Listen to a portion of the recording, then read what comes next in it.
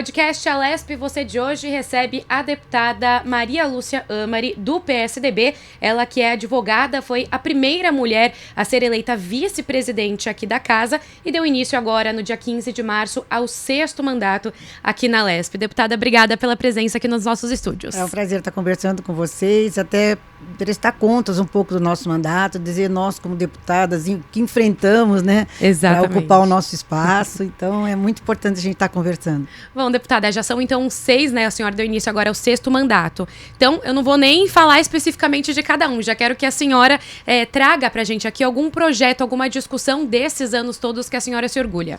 Olha, todo mundo fala 6º mandato, mas para mim, eu tenho o mesmo ânimo que tive nos outros. Eu gosto do que eu faço. A gente sempre fala que, na verdade, a gente está tendo uma missão, né? Fomos escolhidas para poder exercer um mandato. Então, eu fico muito feliz de estar representando as mulheres também, porque nós não podemos, não é o fato só de ser mulher, né? Na verdade, nós precisamos ter compromisso com as mulheres para que a gente possa, durante todos esses mandatos, eu realmente tive a atenção voltada para questões que pudessem melhorar a vida das mulheres, né? Então, tem projetos para mim que eu considero importantes, que se transformarem em leis, que é o Saúde Integral da Mulher Detenta. É um projeto importante porque eu sempre falo que as mulheres não precisam pagar com a saúde, elas pagam pela prisão, elas estando numa prisão, elas já estão sofrendo a penalidade pelaquilo que elas cometeram. Então, esse é um projeto importante porque é uma lei que transformou a vida delas no sentido de ter um atendimento integral para a saúde, porque muitas delas vão sair de lá, são mães, são filhas, e elas precisam ser ressocializadas. E a saúde é uma questão importante. Projetos também como o de garantindo a reprodução humana para as mulheres inférteis, né, que pudessem ter acesso ao sonho de ser mãe biológica, através de também uma lei importante. Então, assim, foram várias leis que durante todo esse período dos 6 mandatos, com foco na questão da mulher. Também a mulher, no período do que a gente chama o climatério, que é a menopausa, também garantindo o atendimento das mulheres, porque muitas delas, a questão hormonal reflete negativamente na sua condição de mulher, né? Com depressão, a baixa dos hormônios faz com que as mulheres tenham reações diferentes, elas precisam ser assistidas também, mexe com o emocional. Então, todo esse período, aliás, o primeiro projeto meu foi a garantia atendimento integral das crianças e mulheres vítimas de violência sexual. Então, eu quero continuar o meu trabalho focando também nessas ações importantes. Bom, então esse 6º mandato não vai ser diferente dos últimos 5. Vai ter a causa da mulher como o norte aí para essa atuação. Na verdade, assim, cada mandato eu sento com a minha equipe para nós escolhermos as bandeiras daquele mandato. Nesse mandato, nós escolhemos bandeiras que nós consideramos importantes pelo momento que nós estamos vivendo. Que cada mandato é um foco, né, é uma prioridade. Então, a questão da saúde, porque é a base de tudo, né? A questão da causa animal, a questão do empoderamento das mulheres também, né? E também a questão social. Mas em cada um deles já tem algumas ações e ações afirmativas concretas que traduzem essa bandeira. Por exemplo, eu sou eleita prioritariamente pela região de Sorocaba, região metropolitana de Sorocaba, e também pelo Vale do Paraíba. Eu tenho um apoio também nessas cidades e faço um trabalho também. Então, é importante que nessas ações que a gente faz, por exemplo, questão animal. Primeiro hospital veterinário na região de 27 cidades. Na verdade, se você pegar a administrativa, são 48 cidades, é o primeiro hospital veterinário que deve ser inaugurado em Sorocaba no mês de fevereiro. Com todo o atendimento aos animais, né, com feira de adoção, com adoção responsável, com todos os tipos de exames, com vários tipos de equipamentos, cirurgias, castração. Então, fazendo um atendimento, principalmente será na Zona Norte, onde a população mais precisa de um atendimento pela condição de vida. também vários containers PET que nós também, que eu consegui para várias cidades da região, para que elas pudessem também cuidar dessa causa. Então, assim, quando se fala de saúde, lá na região de Sorocaba, nós tínhamos que ir para Jaú, Barretos. Hoje, em dezembro de 2021, o então governador Rodrigo Garcia, atendendo um pleito meu de algum tempo, nós conseguimos fazer o Hospital do Câncer na Santa Casa, que é gerida pelo Padre Flávio, que é uma pessoa que tem feito toda a diferença na questão da saúde na cidade de Sorocaba, porque pegar todas as cidades da nossa região. Então, são ações que hoje já zeramos a fila na questão da saúde, né, na questão de preventiva, de câncer, de oncologia. Então, assim, eu acho que todas essas ações foram fruto de pesquisar o que está acontecendo e qual a necessidade prioritária. Então, estou muito animada com esse sexto mandato, muito motivada, sinto muita vontade, porque cada conquista eu celebro, não é mais uma conquista, é a conquista. Então, quando a gente gosta do que faz, o atendimento, o tratamento é completamente diferente. Deputada, você destacou, né, essa questão da mulher e também da causa animal. Como que foi a proximidade com essa causa? Né? Obviamente que a gente, por ser mulher, acaba tendo mais essa vontade de lutar, né, quando está em cargos, assim como da senhora, de lutar pelas mulheres. Mas como que foi, então, essa proximidade com a causa das mulheres e a causa animal?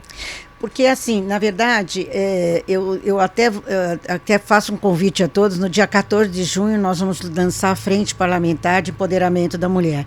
E nessa frente, nós vamos discutir desde saúde, a questão da violência, vamos discutir empreendedorismo, né? Porque muitas vezes a mulher é refém da sua situação econômica para que ela possa agir e garantir os direitos que ela tem. Então, eu acho que essas ações das mulheres, eu também tenho duas outras frentes parlamentares, que é a frente do DST-AIDS, né, do ISTS também, e também de doenças raras. São frentes importantes e mais a frente de empoderamento da mulher. Então, tem essas 4 bandeiras, tem essas frentes parlamentares e também eu escolhi as comissões que eu considerava oportunas nesse momento. Então, tem a Comissão dos Direitos das Mulheres, que eu também faço parte dela, e já estamos bem avançados na questão. Tivemos poucas reuniões, mas já estamos nos articulando para que a gente possa ampliar essas ações. E a Comissão de Turismo, que é uma comissão nova, fiz questão de participar, porque eu acredito que o turismo é a agenda importante, né, que vai fomentar muitos empregos, vai fomentar o desenvolvimento das cidades e também a de relações internacionais, né, para fazer esses intercâmbios entre as cidades, entre o estado de São Paulo, a cidade do estado de São Paulo e outras cidades de outros países. Intercâmbio de saúde, tecnologia, educação, enfim. E também a Comissão de Direitos das Pessoas com Deficiência, que são ações que eu considero, e a de empoderamento. Então, são essas comissões que eu pretendo trabalhar para que a gente possa ter um direcionamento no mandato, né? Bom, as comissões, inclusive, elas começaram recentemente, né? Como tem essas reuniões a cada 15 dias, as discussões vão andando. Então, começando até pelas recém-criadas comissões, a de turismo e a da pessoa com deficiência. O que já tem sido discutido, o que a senhora gostaria que trouxesse de contribuição aqui para a LESP? A Comissão de Direitos da Pessoa com Deficiência, ela teve apenas uma reunião agora, mas foram votados alguns projetos que estavam lá dentro dessa comissão e precisavam de ter um dinamismo maior, né? Principalmente com o problema dos convênios de saúde, né, que é uma pauta muito importante, onde a maioria dos convênios médicos, né, excluiu o atendimento do autismo. Então, através da presidente da comissão, que é a deputada Andréa Werner, nós votamos apressadamente para que nós possamos convocar para ouvirmos, porque é uma questão muito importante dessa, né? E essa questão das comissões, da Comissão de Relações Internacionais que você falou. A de turismo também, que são as novas. Aí depois a gente passa para a de Relações Internacionais. A de turismo também eu acredito que seja muito importante. Tem várias cidades que não têm ainda o MIT, Município de Interesse Turístico, e instâncias balneárias também que podem, e também tem aquela questão da prestação, quer dizer, ela elas recebem a verba, mas elas têm que comprovar o que estão sendo, quais as ações que estão sendo feitas para fomentar o turismo. Na nossa região, nós temos lugares maravilhosos, que é a região toda de Itapiraí, que é um espetáculo da natureza. Temos a Piedade, Biúna. Lembrar que a nossa região praticamente alimenta o estado de São Paulo, né? Os produtores agrícolas e a luta por fixar o homem no campo.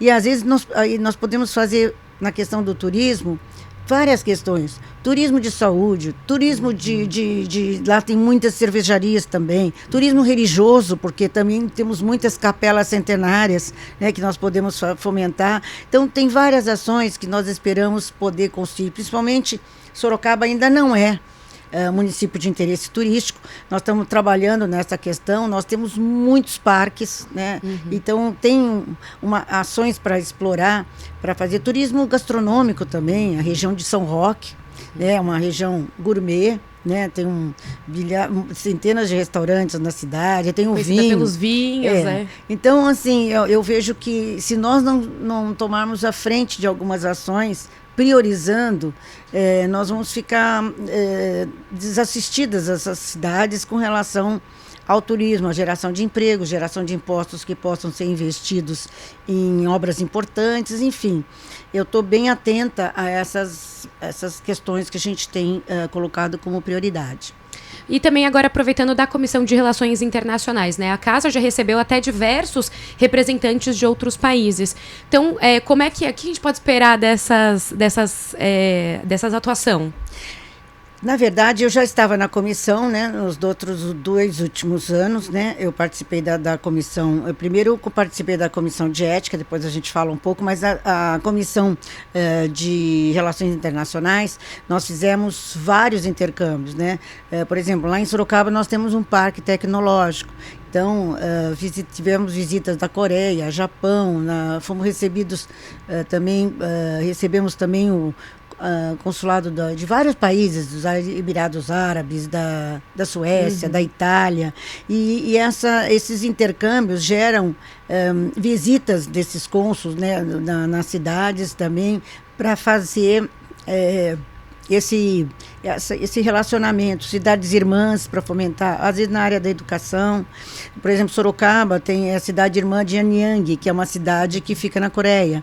Então, foram muito produtivos os 2 últimos anos também nessa comissão, e nessa nova comissão que foi agora eleita, também nós estamos com foco, temos recebidos, como você bem falou, na presidência da Assembleia, junto com os demais deputados, missões de outras cidades. Recebemos recentemente do Chile, que quer comemorar os 50 anos, né, da queda da ditadura. Então, eles querem fazer um evento com danças típicas. Então, eu acho que isso são ações que trazem para a população também um conhecimento e uma parceria entre os países, né? E nós temos know-how em algumas ações, nós também precisamos do know-how de outros países. Eu acho que esse é o intercâmbio que vai valer muito a pena. E agora, então, deputada, falando da Comissão das Mulheres, né? A senhora já pincelou um pouco sobre esse tema, mas o que a gente pode esperar de discussões? O que vocês já têm falado lá no colegiado?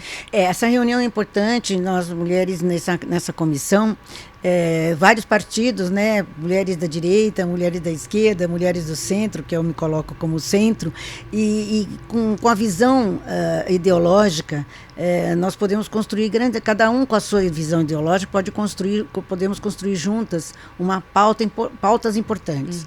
Então, nós percebemos que a violência, ela tomou uma proporção tão grave. Nós temos assistido estarrecidas a questão do feminicídio, né? E em todas as camadas sociais, né? Nós percebemos recentemente, nós tivemos casos de mulheres que são influencers e têm ações que se expõem, que se colocam, que debatem, que ajudam as mulheres a se levantar, elas acabam também sendo vítimas de feminicídio. Então, é uma ação importante para que nós possamos estruturar melhor as delegacias da mulher. As que nós temos, a primeira do interior foi na cidade de Sorocaba, e foi na época quando era o governador João Dória, e aí depois com o Rodrigo Garcia também, ele nos ajudou muito na questão do atendimento multidisciplinar nessas delegacias. Nós precisamos ampliar o atendimento, inclusive para os finais de semana, porque geralmente as violências no final de semana, onde as pessoas estão mais juntas, favorece no sentido negativo o contato e acaba acontecendo. A dependência econômica, como eu já falei, das mulheres, né? Então a gente percebe também que algumas questões que para nós, nos homens, era uma coisa delicada, às vezes as mulheres estão chegando num nível de comparativo negativo. Por exemplo, hoje o número de mulheres presas é muito maior do que era antigamente. Então, essa comparação, essa igualdade nós não queremos. Né? A questão do controle do alcoolismo por conta de depressão ou de várias outras ações, mas são ações que nós temos que ter um atendimento integral. Porque quando a mulher ela é agredida, não é só ela, né? Tem toda a família, né? Tem os filhos. Então, nós não temos casas-albergue na maioria das cidades do estado de São Paulo.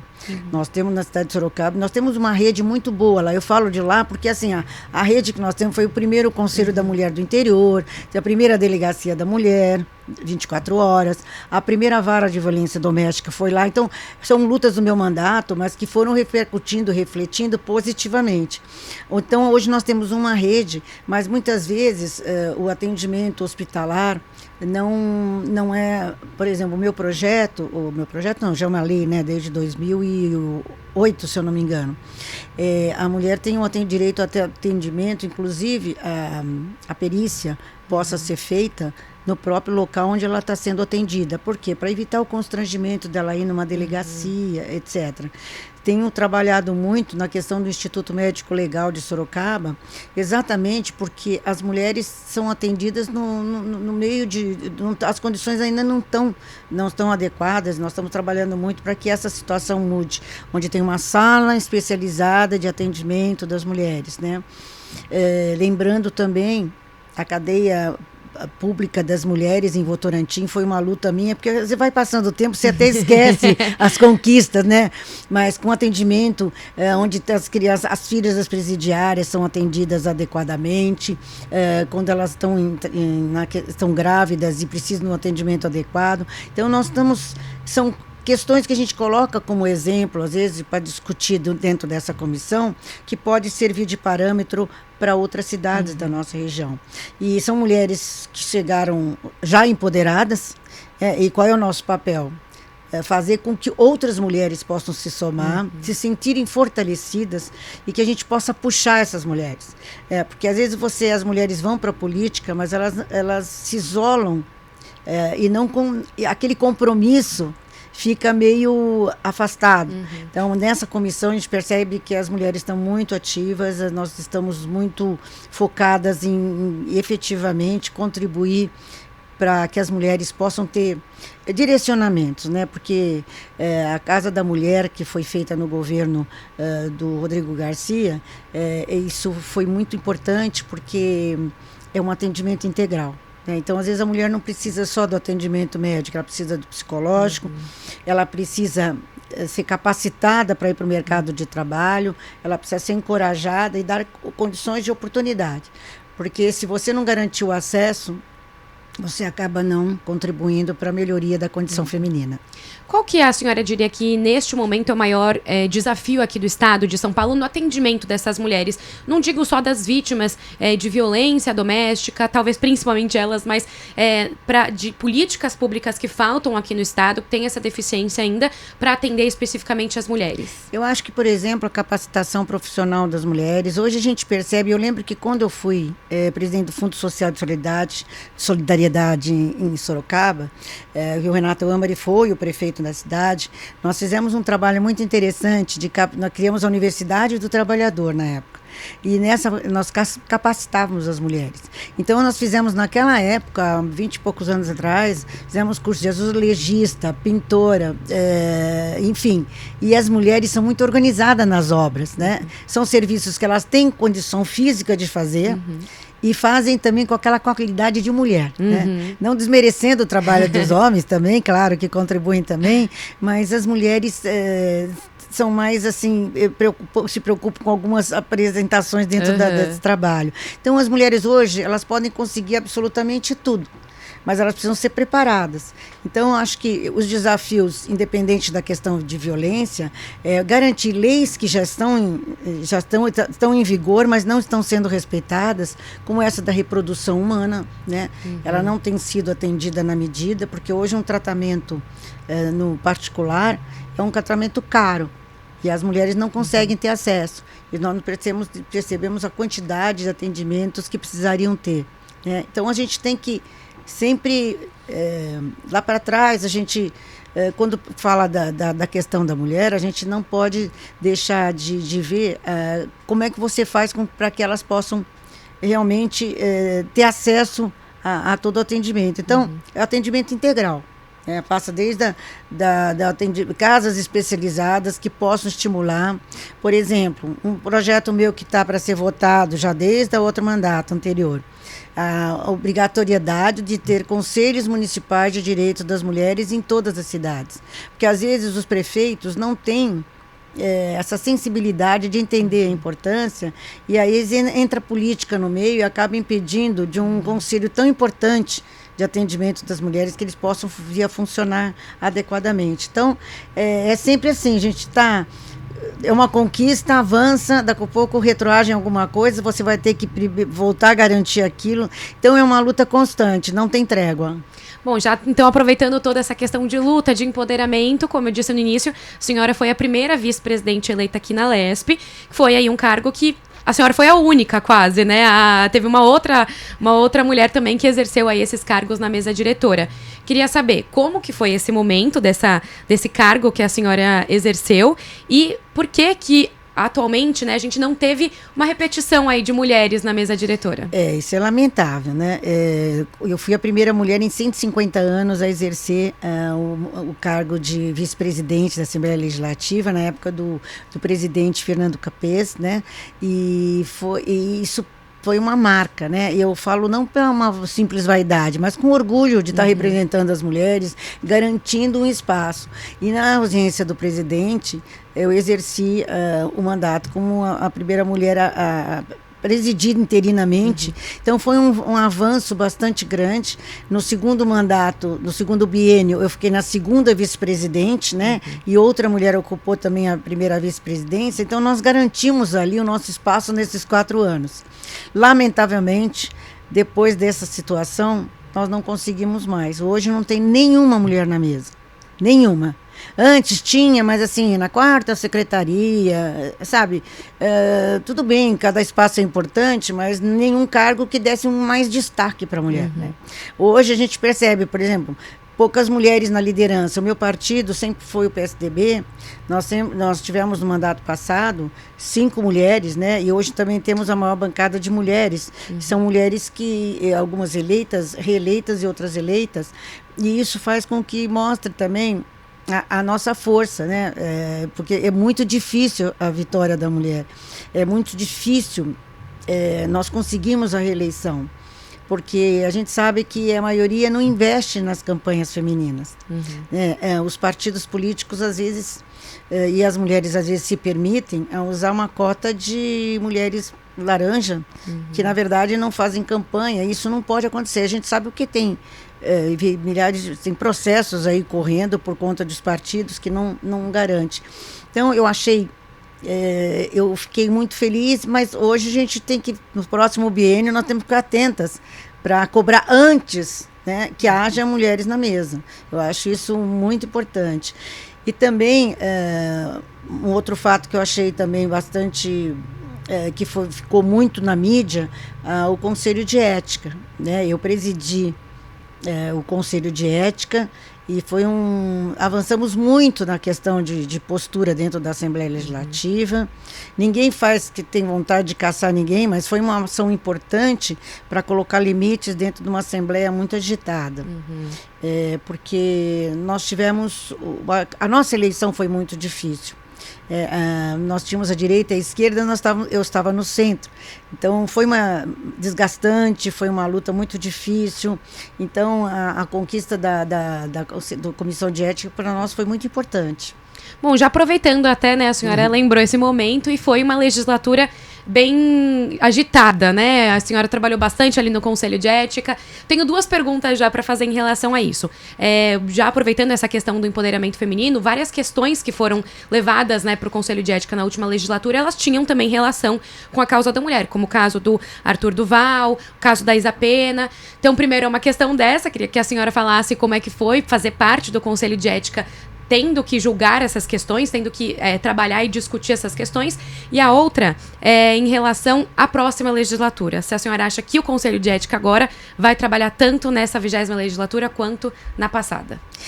Na verdade, uma coisa que eu achei muito importante é definir critérios para o Conselho de Ética, porque como ele praticamente não foi usado, desde 99 não existia uma punição, ele ainda não tinha clareza nas interpretações. O fato de eu ser advogada, porque eu tenho, além de advogada, eu fiz mestrado em Direito Administrativo e Constitucional, e essa base é muito importante para que a gente possa exercer.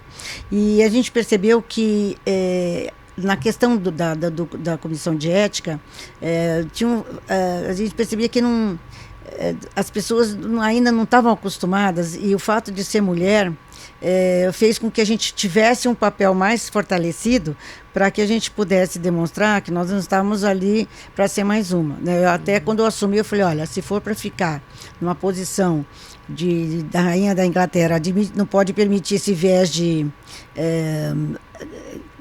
Tudo quanto é tipo de viés que tenha ou questão ideológica ou questão partidária. Nós temos que... Eu via muito o pessoal falar, porque você está defendendo a esquerda. Não, eu estava defendendo a mulher. Não existe esquerda nem direita, existe mulher. E através desse conceito é que nós temos que defender. Então, muitas vezes, num debate, alguns deputados mostravam, porque essa aqui tem uma família constituída, essa não tem. Não se está em julgamento o comportamento da mulher fora da Assembleia Legislativa. Nós estamos julgando um fato em si.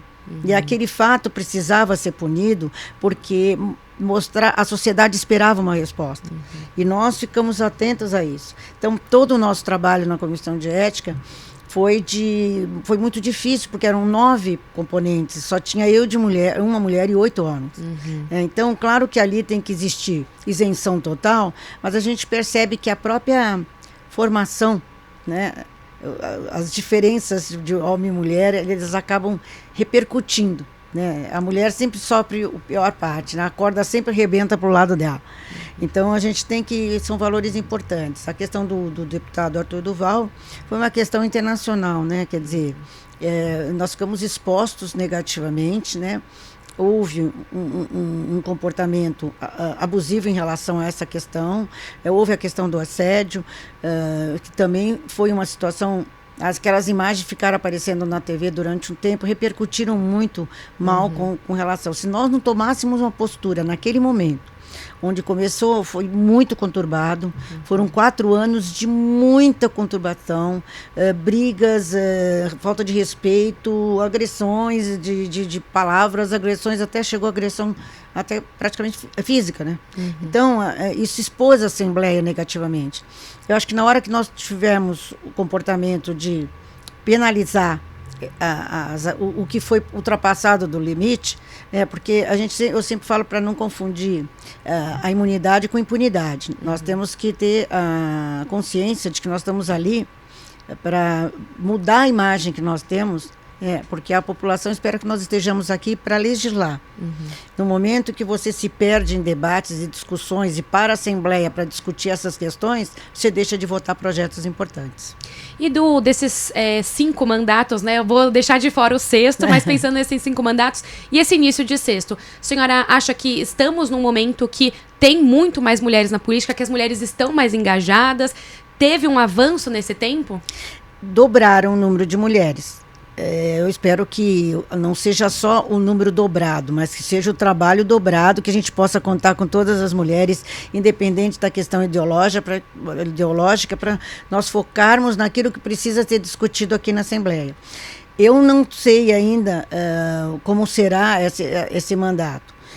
Percebo que ainda tem posicionamentos bastante acirrados, né? E que se não tiver um controle, nós vamos passar novamente o que passamos nos últimos 4 anos, que eu gostaria que não se repetisse.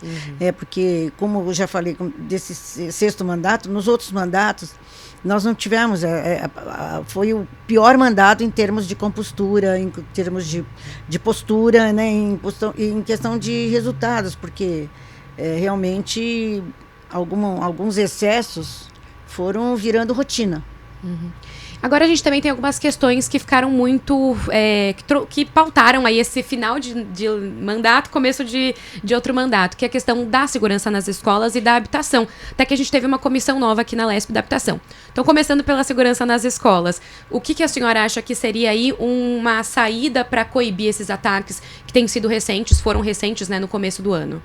Um problema da sociedade, né? Então, por exemplo, eu tenho um projeto que eu estou querendo derrubar o veto, que é um projeto 2008, se eu não me engano, que é também do Deus na Escola.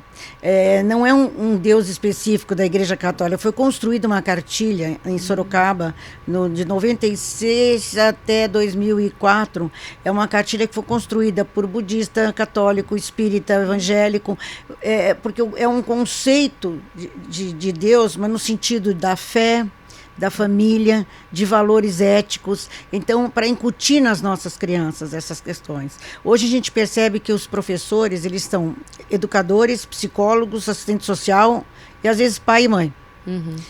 Porque hoje, às vezes, pais se omitem da responsabilidade, mas tem pais que precisam, para juntar a renda familiar, os dois precisam trabalhar, trabalhos estressantes que às vezes não conseguem dar atenção, e a gente não pode até, claro que isso é muito importante, mas a gente percebe que esse é o quadro da realidade.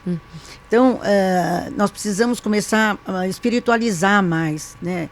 Porque nós tivemos, não vou entrar no mérito de nomes, mas políticos que se excederam nos discursos de ódio, discursos de violência, e aí essas questões repercutiram na sociedade, foram entrando na sociedade como se fossem normais. Então, nós vemos grupos de jovens hoje estarrecidos, e não é só no Brasil, né? Em outros países também, na Europa, nos Estados Unidos, mas aqui nós precisamos resgatar esses valores, porque a família tem um papel importante. Nós tínhamos antes projetos importantes como a Escola da Família, onde no final de semana os filhos precisam se aproximar mais dos pais, né? Tem aquela música do Trem Bala, mas ela reflete exatamente aquilo que a gente precisa. Dar mais atenção, a família precisa estar mais junta. Hoje a gente percebe muita separação também, as pessoas não têm mais a paciência de tolerância, aumentou muito a falta de responsabilidade, as mulheres ficam muito sozinhas na luta por criar seus filhos. Então, acaba, é um círculo vicioso, né, negativo. Então, eu acho que voltar a discutir valores nas escolas, né, valores religiosos sem um Deus único, um Deus que cada um reflete dentro do seu conceito religioso, mas que a família tenha mais participação na vida das crianças. Eu acho que esse isolamento da família, a gente percebe, às vezes a gente sai assim, vai num parque, alguma coisa, você percebe o pai andando com o filho assim, mas no celular. Né? Quer dizer, nem vê, se tirar a criança, se puser alguma coisa na mão dele, ele pensa que é a criança. Então, a gente percebe, a mãe tem um pouco mais, né? Tem o sentimento de mãe maternal é um pouco diferente. Mas tudo isso hoje faz com que as crianças, os brinquedos não são mais brinquedos criativos, né? São estimuladores de violência. Então, a internet não está sendo controlada pelos pais, muitas vezes. Então, tem todo um processo de cuidar da família, trazer a família para a escola, eu acredito, para a gente poder começar a mudar a questão comportamental. Agora, de questão habitacional, né? A gente teve o problema no início do ano agora também lá no litoral, mas aqui em São Paulo, no estado, de forma geral, sempre começo do ano, na época de chuvas, tem algum tipo de problema habitacional. Então, como que a senhora vê que é uma discussão que dá para trazer para a Lesp, para resolver, começar a atacar esse problema? Mas o problema que você diz do que... De habitação, de habitação. De habitação no estado, isso. Na verdade, assim, em muitas cidades foram deixando passar as ocupações. E essas ocupações acabaram vitimando as próprias pessoas que fizeram as ocupações. Eu acho que um projeto habitacional de grande alcance. No litoral norte, na verdade, houve uma intervenção rápida do governador Tarcísio na cidade. Hoje já estão sendo feitos está sendo copiado um modelo de construção rápida, né, que possa preparar. Porque quando você tira das casas essa população, e às vezes leva para prédios, como já aconteceu em Sorocaba, você tem que preparar essas pessoas, porque elas vão mudar de forma de vida. Então, elas têm que ser preparadas. Agora, a questão habitacional é fundamental. O direito à moradia, para a paz social, é fundamental. Então, o que precisa é equacionar melhor essa questão. Priorizar, porque hoje já temos, no tempo do governador Mário Covas, ele já colocava o terreno no nome da mulher, o imóvel no nome da mulher. Ele falava sempre assim, porque se o homem for embora, a mulher fica com os filhos, né? Então, isso já foi um avanço no sentido de garantir a propriedade. Nós precisamos de mais, de projetos mais estimuladores, né? Moradia para as mulheres vítimas de violência, que elas possam ter um lugar para poder ficar. Então, São Paulo é um estado grande, mas os projetos precisam começar do social, porque se a gente não conseguir colocar a base, colocar as crianças na escola, desde o maternal, aí você conseguir na pré-escola, e você não conseguir dar condições de habitabilidade, nós vamos ter cada vez mais, andando pelas ruas de São Paulo e outras cidades também, as pessoas morando na rua. Bom, a senhora mencionou o governador Mário Covas, e pela primeira vez em quase 30 anos, o São Paulo não tem um governador do PSDB, partido da senhora. Queria saber como que a senhora vê esse novo momento na política paulista. Na verdade, assim, é bom sempre falar, pessoal, acabou o PSDB. Não. Nós demos uma baita contribuição. 28 anos aqui de gestão no estado de São Paulo, aprovada várias vezes, tanto que nós continuamos no governo. Tivemos Mário Covas, Geraldo Alckmin, governador Serra. Eu passei por todos esses governadores por conta da minha vida mais longa de deputada parlamentar. Então, assim, construíram um São Paulo que hoje o próprio governador Rodrigo Garcia deixou um governo totalmente estável, as contas em dia, dinheiro em caixa, projetos prontos, programas prontos. Então, fizeram muito a diferença. Só que depois polarizou, né, a situação, ficou aquela coisa de ou extrema-direita ou extrema-esquerda, e o governo, que foi um governo que fez um trabalho muito grande, o nosso partido deu uma grande contribuição para o estado de São Paulo, fique marcado na história, né, porque nós realmente fizemos a diferença, São Paulo. Hoje se destaca no mapa do Brasil como um grande governo, que todos os governos que passaram deixaram marcas boas. Agora, o que nós esperamos, com certeza, do governador Tarcísio, na verdade, no segundo turno, o nosso partido apoiou o governador, a maior parte, a bancada deu o apoio, né? Mas o partido ficou meio dividido, alguns apoiaram a esquerda, outros apoiaram a direita, mas eu estou com uma confiança positiva em relação ao governador Tarcísio. Eu vejo nele boa vontade, vejo um homem objetivo, acho ele bastante inteligente. Eu acho que ele logo pega o ritmo do estado de São Paulo, porque é imenso o estado de São Paulo, com muitas diferenças, né? Então, compatibilizar tudo isso, aqui nós estamos aqui, o PSDB não é oposição por oposição. Nós somos um partido mais equilibrado nessa questão. Nós estamos juntos naqueles projetos que foram importantes para o estado de São Paulo e queremos sempre contribuir. Ninguém vamos começar o nosso mandato de oposição, não. Então, assim, todas as ações que o governador, como esse projeto agora, da questão da polícia, eu acho que é um projeto importante, vai melhorar a vida da população, do segmento da segurança, que hoje é uma das um dos problemas maiores que nós temos no estado de São Paulo e no Brasil. Então, garantindo isso, eu acho que você já dá um passo positivo. Então, eu espero que ele possa entender a importância de trabalhar com a Assembleia Legislativa, essa convivência democrática, respeitosa, né, que a gente possa continuar, porque sempre foram governos de paz em São Paulo. Por quê? Porque nós soubemos, os nossos governantes do PSDB foram habilidosos no comando do estado de São Paulo. E eu percebo uma habilidade no governador Tarcísio a continuar dessa forma. Eu acredito que, com todo esse passado positivo que foi deixado no governo, que ele possa fazer um bom governo, e naquilo que for positivo, nós estaremos juntos com São Paulo. Então, essa mesma minha pergunta, né? O PSDB esteve, como a senhora lembrou, do lado do Tarcísio, né? De forma geral, a executiva apoiou ali a candidatura dele no segundo turno, e agora, a posição do partido é de independência em relação ao governo. Não vai ser nem necessariamente oposição, nem situação. Nós somos hoje independentes. Nós somos uma federação de 12 deputados, né? E nós estamos discutindo semanalmente essas questões, os projetos que estão na pauta, né? Hoje nós vamos receber também na federação o secretário da Segurança, o Guilherme Derrite, e então assim, nós estamos nos aproximando no sentido de saber quais são as pautas que o governo vai priorizar, e aonde a gente puder somar, nós vamos estar, porque assim, não dá para continuar aquela discussão que nós tivemos nos últimos 4 anos. Ficou no debate ideológico, muitas ações importantes deixaram de ser concluídas, e o povo, a população ficou esperando muito mais dos políticos do que essa briga, né, de um governo com outro, de um político com outro, e quem se tornava mais agressivo. Não. Se nós tivermos essa paz junto com o governador, de conviver com harmonia, porque a Constituição fala, né, de você, respeitando a independência dos poderes, temos que viver em harmonia. Essa harmonia que vai construir um futuro melhor para São Paulo. Essa consciência nós temos. Bom, aproveitando até nessas questões do governador, ele trouxe algumas questões durante a campanha e tem estudado já, que têm sido polêmicas, e aqui divide até uma opinião aqui na casa. Então, queria saber sobre privatização da Sabesp e da CPTM. Qual que é a opinião da senhora? Na verdade, eu não tenho uma opinião isolada, porque a nossa bancada vai discutir essa questão. Tá. Né?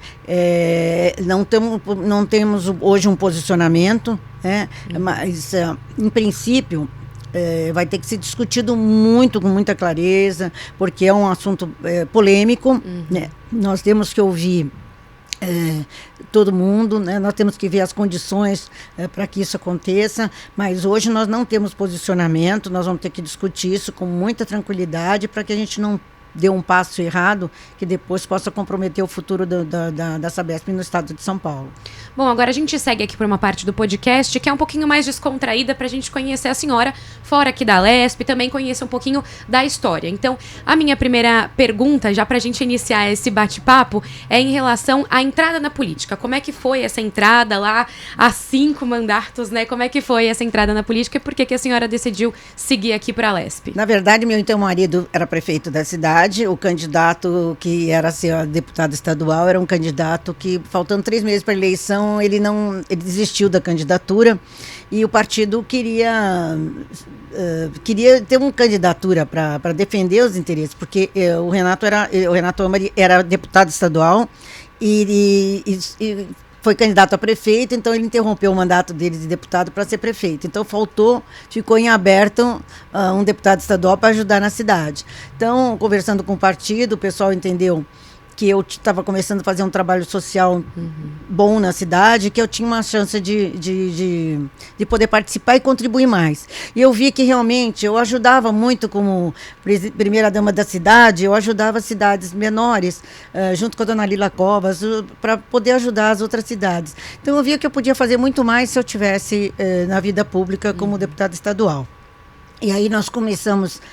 Eu fui candidata em 98, fiquei na suplência porque foi uma campanha muito rápida, né? Muito curta, e aí a gente não conseguiu obter.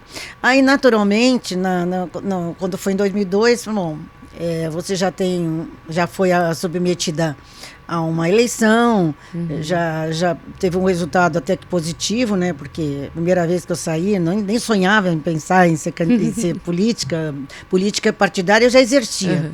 Mas política de ação não tinha ainda exercido. E daí foram sucessivas, aí acabei chegando, fui eleita, reeleita e foi constituída. Lá também, eu comecei na cidade, também fui a primeira mulher a presidir um partido político na cidade. Então, tudo isso fez com que eu me tornasse mais conhecida, as pessoas entendessem a minha vontade de ajudar a cidade, a vontade de ajudar a região, porque é a cidade polo, né? Então, como era uma cidade polo da região, nós tínhamos mais a contribuir. Então, estamos aí na política, né? E eu sempre agradeço a minha região, né? Por ter confiado todos esses mandatos, para que a gente possa fazer um trabalho que repercuta em ações positivas na região. Agora, naquela época, aquela primeira campanha de 98, a senhora acredita que passou por muitas dificuldades por ser mulher ou foram dificuldades ali que já seriam da campanha? Dificuldades também por ser mulher, né? Porque assim as pessoas ainda não me conheciam, né? E aí a gente percebe que os homens têm uma facilidade maior na questão política do que as mulheres, né? E naquela época se hoje já é difícil, naquela época também eu era. Então eu precisei mostrar que eu não era só mulher do prefeito, que eu tinha uma contribuição a dar. Então, assim, eu sempre falo que pode facilitar o acesso, mas não garante a permanência. A permanência é com muita luta, né? Então, escolhendo bandeiras importantes. Você tem que gostar de povo. Político que não gosta de povo, você tem que gostar das pessoas, você tem que entender, tem que ter sensibilidade e compromisso. Então, acho que essas questões passam necessariamente pelo julgamento na hora das pessoas te reelegerem. Agora, também, até aproveitando já essa questão de campanha, que eu ia fazer essa pergunta no início, mas a gente acabou andando aí com conversa, eu não fiz. Eu queria saber a maior dificuldade que você vê lá na região agora de Sorocaba, do Vale da Paraíba, que são as suas bases. A senhora comentou da questão de saúde e questão também, acho que, da mulher, de geral. Qual que atualmente é a maior dificuldade? A segurança e saúde. A segurança é uma questão muito importante. A violência aumentou de uma forma absurda em todos os sentidos, né? Ela chegou mais perto da gente do que a gente poderia imaginar. E a questão da saúde também.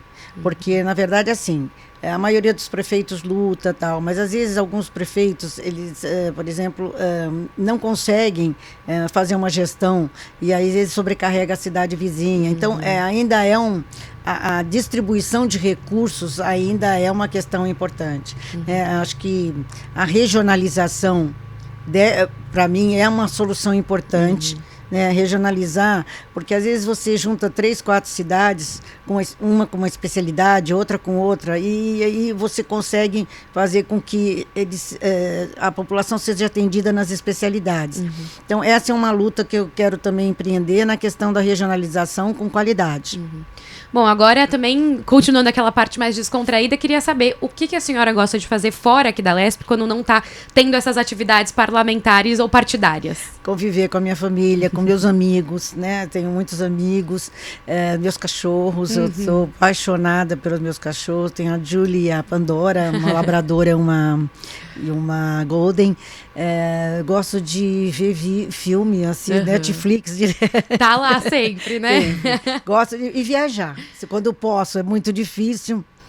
Mas quando a gente consegue em um final de semana raro, gosto também de viajar. Acho que viajar é um investimento, uma oportunidade de conhecimento, né? Você volta com imagens, com ideias e se diverte, se distrai e você tem uma contribuição melhor. Eu me preocupo muito, eu precisava cuidar um pouco mais de mim. Essa é uma cobrança que as pessoas fazem de mim. A atenção à família era uma coisa que eu estou mais preocupada, assim, que às vezes a gente deixa um pouco a família de lado, não é bom, a gente tem que retomar isso. Então procurei nas férias conviver mais com a minha família, minhas sobrinhas netas, minhas irmãs, nós somos em 4 irmãs. Então, assim, eu acho que nós não podemos deixar essa ação de lado, né? E passear com meus cachorros é um lazer, assim, é uma troca de energia. Os animais dão uma energia para a gente, né? O olhar deles, né?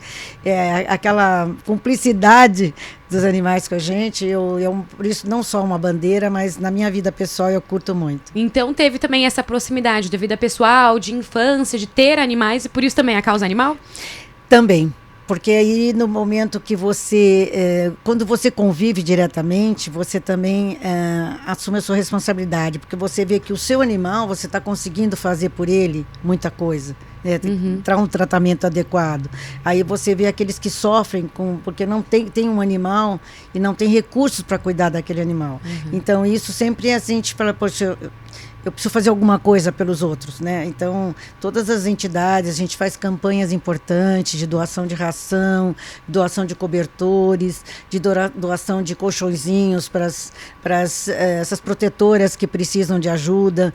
Então, eu acho que eu uno o que eu gosto com o que é necessário. A senhora falou aí de viagens e de programa com a família. Qual que é o programa favorito? Alguma viagem específica também, que já é um destino que a senhora costuma ir? Eu gosto muito porque eu nasci em Santos, na verdade. Eu moro em Sorocaba, mas eu gosto muito de ir para o litoral, ficar com a família na praia. Eu sempre falo, quando eu passo na cidade, eu adoro a cidade onde eu vivo, Sorocaba, já estou há 30 anos lá, já é assim, a minha cidade.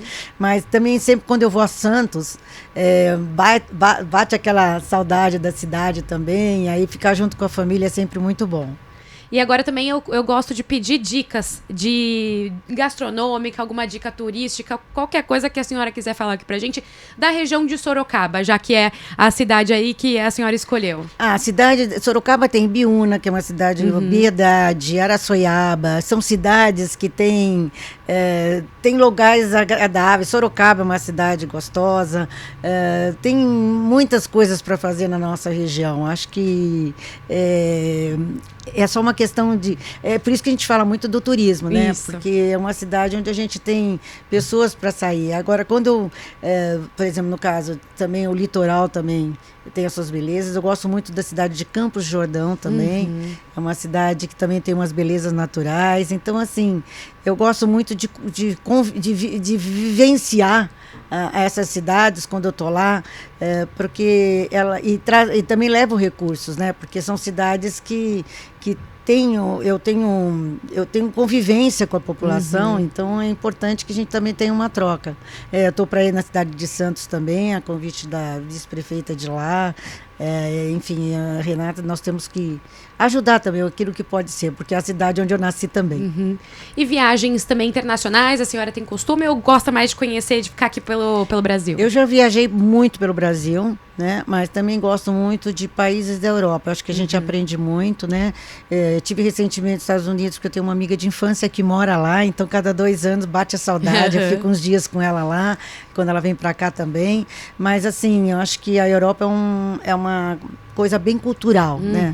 Então eu curto muito, eu tenho poucas oportunidades de viajar, mas pelo menos eu procuro uma vez cada 2 anos eu fazer uma viagem para me conectar com esse outro mundo que traz valores importantes, né?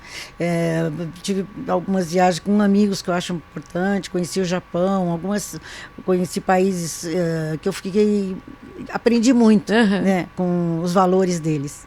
Bom, deputada, chegou aqui ao fim a nossa conversa. Agradeço muito pela presença da senhora aqui nos nossos estúdios. Foi um prazer conversar com você, falar um pouco do meu trabalho, muito do meu trabalho, Sim, pouco do meu lazer. Tem bastante trabalho. Mas é assim, faço isso com amor, com dedicação, agradecendo sempre a confiança com a população. E também eu sou uma pessoa de muita fé, né? Eu sou católica por formação e estudei em colégio católico, mas também Deus tem sido sempre o grande reforço nosso, né? E foi um prazer falar com você. Prazer foi nosso. Nossos microfones aqui continuam abertos, então, para quando a senhora quiser voltar. Obrigada. Bom, gente, então esse foi o podcast Alesp e Você, os trabalhos técnicos desse episódio, né, que a gente recebeu a deputada Maria Lúcia Amari, do PSDB, foram de Vinícius Gonçalves, Carolina Matias, Josiel Cândido e Renan Augusto. A gente volta no próximo episódio.